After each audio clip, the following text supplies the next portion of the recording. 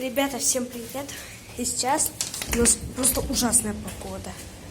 Вон, сейчас покажу. Я из дома вышла, дверь закрывается.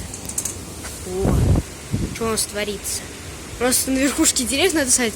Там еще гроза, молния у нас, кошмар. А еще молния, говорят, куда-то попала. Не знаю куда.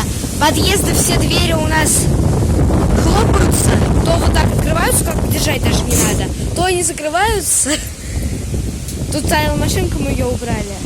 Нормально, блядь, конечно, мам, мы сейчас... А вот сейчас мы вот... Видите, мы с мамой хотели на огород пойти. Но что-то передумали. Бедный... Надо было огород нам закрыть.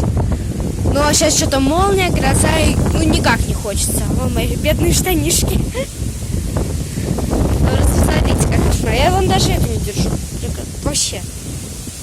Я еле из квартиры вышла. Все просто задувало, еле открыла дверь. А в квартире вот я просто все свистит.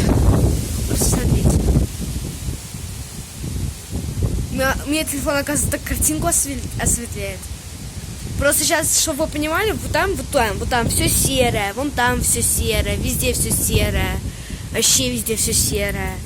Гремит, все, потом все сверкает, куда-то все попадает.